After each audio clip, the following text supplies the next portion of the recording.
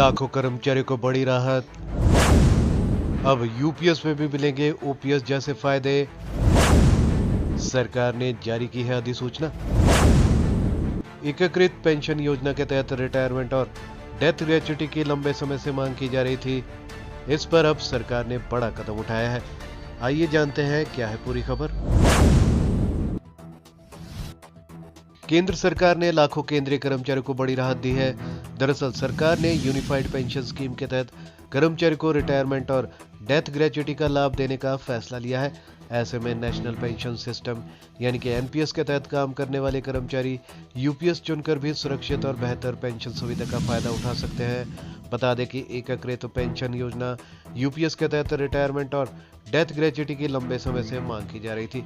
अब इस पर सरकार ने बड़ा कदम उठाया है। आखिर क्या है यूनिफाइड पेंशन स्कीम? केंद्र सरकार ने इसी साल 25 जनवरी को यूनिफाइड पेंशन स्कीम को नोटिफाई किया था।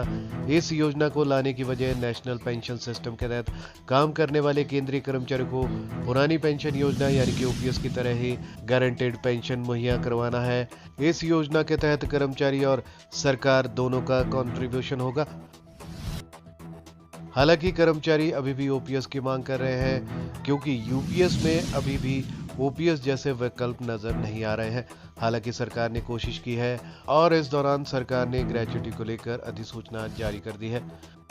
रिटायर होने पर मिलेगी 50% पेंशन की गारंटी। ऐसे में अगर कोई कर्मचारी एनपीएस से यूपीएस में स्विच करता है तो उसे रिटायरमेंट के वक्त 50% पेंशन मिलेगी। यह पेंशन रिटायरमेंट से पिछले 12 महीनों की बेसिक सैलरी के औसत के आधार पर दी जाएगी। हालांकि इसका फायदा केवल वही कर्मचारी उठा सकेंगे जिन्होंने कम से कम 25 साल तक अपनी सेवा पूरी कर ली हो।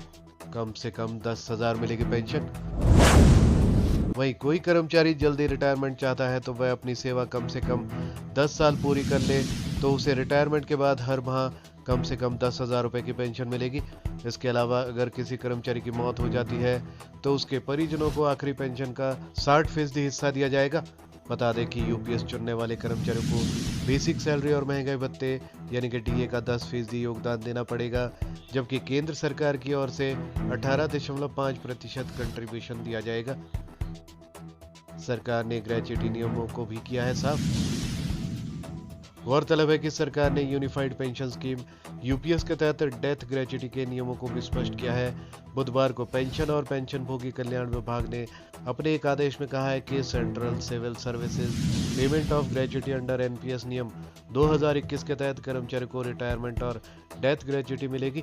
आदेश में आगे कहा गया है कि अगर किसी कर्मचारी की नौकरी के दौरान मौत हो जाती है या वह किसी ऐसी बीमारी से पीड़ित हो जाता है जिससे कि वह नौकरी करने में असमर्थ हो जाए तो ऐसे मामलों में उसे पुरानी पेंशन योजना यानी कि ओपीएस के तहत लाभ का विकल्प मिलेगा। लंबे समय से थी इसकी मांग। सरकारी कर्मचारियों का एक बड़ा वर्ग लंबे समय से इसकी मांग कर रहा था। अब इस पर प्रतिक्रिया देते हुए केंद्रीय मंत्री डॉक्टर जितेंद्र सिंह ने कहा है कि ये कदम सरकारी कर्मचारियों की एक महत्वपूर्ण मांग को पूरा करता है और सेवानिवृत्त लाभों में समानता लाता है।